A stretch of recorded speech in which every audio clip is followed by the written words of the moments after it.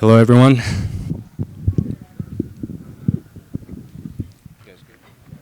Aaron over here. Obviously, we've been covering you for a long time, and it seems like every interview, every media day, it's always, when are you going to go to the UFC? What do you think about fill in the blank UFC champion? But, now that you're only a couple days away from actually being able to call yourself a UFC fighter, I guess, what's the whole fight week been like for you? Yeah, it's been amazing fight week and being finding a balance of telling myself, wow, it's so surreal to be here finally, and after all the years of the ups and downs, to be in a place where I've always wanted to be, and I'm just really enjoying it and taking it all in and meeting all the new staff, and I'm the only thing I can say, it's just, it's been good. When Patchy did his first media day, we talked, and he was saying, over the last X amount of years, it's always, I train MMA, and the fans are always like, oh, you're in the UFC, and like they had never heard of Bellator, PFL, or anything like that. So, have you gotten that same treatment, and now you can finally say, like, I am a UFC fighter? Yeah, that's it's always funny to explain to somebody that just doesn't get it. I have a funny story. My son is 4 years old, and we watch the fights all the time. And when I told him, Dad's going to fight in the UFC on TV, he said, wow, Dad, you're finally a professional. And I said, yeah, Dad's finally a professional. And it's funny. But now it's going to be, I don't really tell people, like when I'm out in public, they always ask me, oh, what do you do for a living? And I just say, oh, I'm an artist. And I don't go into detail. But then if they pry, I'm like, yeah, I'm a fighter. But then you tell them, oh, I fight. Back then I fought for this organization. They're like, oh, okay, so you're one day you'll be in the UFC. I say, yeah, one day I'll be in the UFC. And now if I get that question, it just, yeah, I'm a UFC fighter. The conversation is like, oh, wow, you're big time and blah, blah, blah. But it feels good. You're also kind of in a unique situation compared to the Chandlers, the MVPs, and the Patches that came over, where you only fought for Bellator, PFL. Like, you made your debut there. You didn't really have the other regional scenes. So I guess, has it kind of been surreal to, this really is the first time you've not been involved in a Bellator fight week? Yeah, I started my career. My first fight was Madison Square Garden, and we all know how that went. I can laugh about it now, but back then it wasn't funny. But yeah, I haven't had an easy road to get here. I really had to dig deep and ask myself, is this something that I really want to do? And the answer was always yes. There was never an option to quit. I always knew I was going to be in the UFC. I just didn't know when. And I think everything aligned the way it was supposed to since the beginning of my career to where I'm at now. And I have a lot of work ahead of me. But mentally and physically, I'm ready for all of it. Obviously you're supposed to fight Movsar in Abu Dhabi, and now it's Lerone. Has this kind of felt like just kind of one long fight camp for you? Because I'm sure by the time Movsar pulled out, you were kind of peaking at some point, and then you had to peak again for an entirely different opponent, an entirely different part of the world. So I guess just how's the process been preparing for Lerone now? Yeah, and my coach, Greg Jackson, preaches that a lot, is staying in the process. And fights being canceled is part of the process, and I didn't get too worried about it. Hunter and I had a good conversation, and he said that I'm going to book you as fast as possible. I think I'm going to ask Lerone Murphy if he can fight. So I knew that August 16th was a maybe, so I kept pretty strict on my diet and took a few days off just to let the body heal, because I was preparing for August 26th, and my weight was getting low, so it was actually a good timing. I called my strength and conditioning coach, Sam Calavita, and asked him what I need to do with the calories and this, and we came up with a good game plan, and I'm glad I'm fighting August 16th because I'm in better shape now than I was even preparing for the Abu Dhabi card. And what do you make of Lerone as an opponent? Because obviously he's like an undefeated guy. He's had some big wins. The last two, maybe fans think could have gone either way. Some people thought Josh and Ige won those fights. So I guess, what do you make of his skill set as a whole? What I make of his skill set is he's 16-0 for a reason, undefeated in the UFC. He's fought some really tough guys.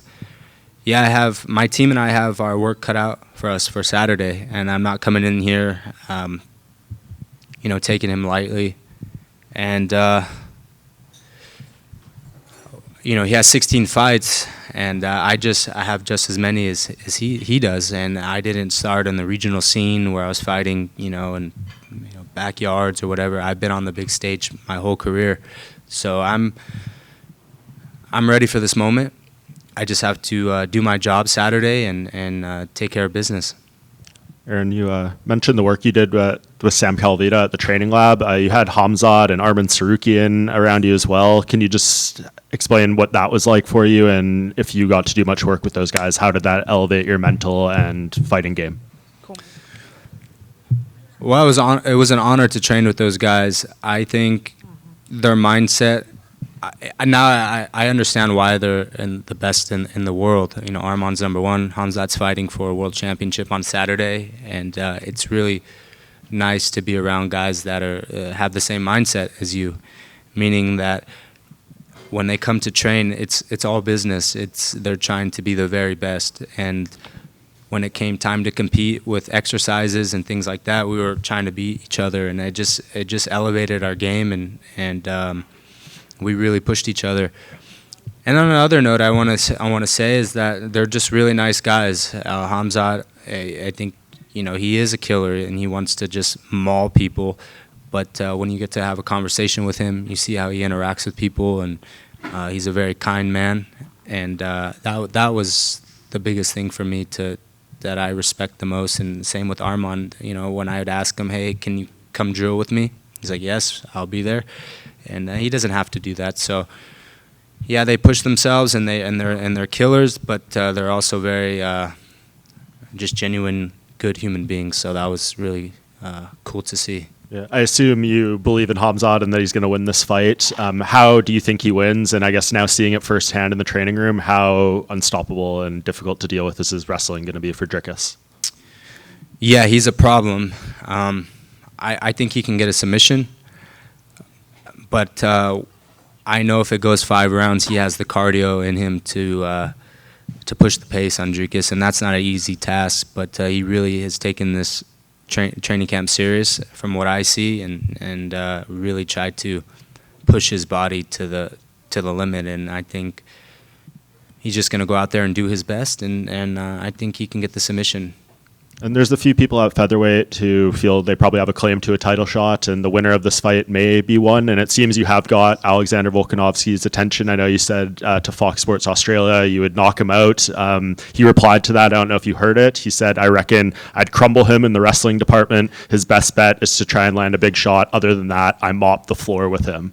So I guess what's your response to that? And at least you have his attention, it seems. Well, it would be 5 rounds, so I think I'm going to land a left hook or a right hand, so I can put him out. But I'm the new guy in this organization, and I'm just going to be up front. And to have his attention, that's a good thing. But I have to take care of Lerone Murphy. That's all I'm focused on. But Volkanovski, has it coming. Yeah, he's not an easy guy to fight, and I'm aware of that. And I look at who he's fought as far as the high-level wrestlers. He's never fought a high-level wrestler like me, and your time is coming. Is there any indication from the UFC, if you win this fight the way I'm sure you want to and are dreaming of, that you could get the title shot after this? No, the only thing is go out there and do your job, and there is going to be big things ahead of you, and that's all I've been told, and that's all I'm focused on. Aaron, just to follow up on Volkanovski, obviously, Saturday has to come first. I understand that's your focus, but to come into the UFC is obviously a massive dream and a goal for you. But then to be able to fight for the title against a man like Alex Volkanovski, possibly the best ever in this division's history, how exciting is that? Not just to fight for a UFC belt, but to fight a GOAT of the division. How exciting is that? Yeah, that's really exciting. It's a guy that gets me out of bed in the morning. Every practice that I would go to, he would be on my mind. I want to fight Volk one day, and it's actually music to my ears for him to say, "Yeah, I'll mop the floor with him." I keep with that mindset, to be honest with you. Keep underestimating me, because while you're doing that, I'm in the gym just getting better and better and working. When I wake up, I'm thinking, how do I take you out? And And that puts a big smile on my face to see that he replied to that. In a way, he's almost kind of doing you a favor, right? By singling you out, he's almost putting it out there that, hey, if you win, this could be the one. This might sound like a weird question because I believe you're incredibly skilled, but are you happy to almost take a little longer, get your feet wet in the UFC, experience this stage a bit more? Or are you ready, like, hey, if he calls me out, I'm fighting Volkanovski as soon as possible? No, Volkanovski, we win this fight, we fight Volkanovski. Why am I gonna go through the ringer and take fight these guys and maybe something happen to postpone a title fight? Mm-hmm. I'm in a good position. I get the win. I go straight to the top. If the bosses say that, and any time you get a phone call saying, "Hey, you're fighting for the belt," I would never say, "Well, let me get my feet wet a little bit more," because there's risks that come involved, training camps and this. If there's a clear path to fighting for the belt, then I'm going to take it. Aaron, right here, brother. Obviously, like some guys, they have, they feel the pressure making their UFC debuts and things like that. I wanted to ask about as far as the MMA fan base, because I feel like you're kind of in a similar scenario to Patchy Mix. When he was coming in with Mario Batista, the fans weren't happy with Batista. They were cheering Patchy Mix. And then the fight went the way it did, and they completely flipped on him. They were booing him. They were calling him all sorts of things. I feel like you're kind of coming into that same scenario. Like with Murphy's last fight, people were booing him in the apex. So I feel like you're going to come on stage and you're going to be the guy because they want to see Lerone Murphy lose after the last fight. So do you think like about the interactions with fans and the way that the script can flip so quickly and the pressure that it can add, or does it not faze you at all? Yeah, I mean, honestly, there is pressure. I put a lot of pressure on myself to compete at the highest level, and the work that I put in is a lot, and it comes with pressure. But I don't really think too much about that as far as what the fans are thinking, and you can't please everyone, and MMA fans are brutal. So I don't read too much comments or anything like that. I focus on what I can control, and I go out there and get a big win. The fans will be happy. But to answer your question, if they are booing him and they're on my side, I'm not mad at that. Of course, I want the fans on my side, especially being here in America, and he's coming over from England. So to have the fans on my side is a plus. All right, just one from here. People are looking at the Pitbull, his debut, Patchy's debut, and just kind of going off with what he asked. They kind of scoff at another Bellator guys coming in and everything. What's your message to people that doubt that you belong in the elite at 145 pounds? I don't really have a message for them, but all I can say is that they're Patchy and all those and Pitbull are incredible fighters, but I'm Aaron Pico. And watch Saturday night, and that's all. That's the message I have for you: is just watch. Okay, we have time for 3 more. 1, 2, 3. Hey, Aaron. Yes, just sir. To go back on Sam Calavida real quick, but we hear a lot of the fact that he's a former math teacher. Everything he does is so specific, so math-based, and everything is monitored. Can you explain exactly how it works? So when you come to camp with him, he takes a lot of different values of your VO2 max and stuff like that, and every day he checks it, tells you about it, and at the end of the training camp you have a lot of different things that you progressed on. How does it work exactly, his method? That's a good question. I can't speak on that. You'll have to ask him, but it's very detailed, and if you want to be at the highest level as far as cardio, food, and get your body to a place it's never been before, go to the training lab and see firsthand. But I can't speak on that, to be honest with you. You debuted in 2017, and you were the Bellator prodigy. Now 8 years later, you're in the UFC. How would you describe your journey here? How would I describe my journey? Well, it's been a tough one.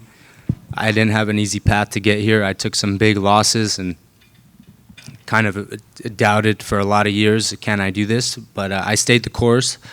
I got better. I surrounded myself with really, really good coaches, Brandon Gibson and Greg Jackson and Sam Calavita, and I just got to work.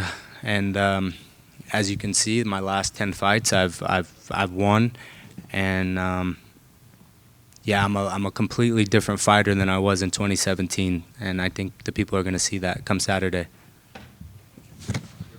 Last question. Aaron, finish this sentence. Don't blink because... Left hook's coming.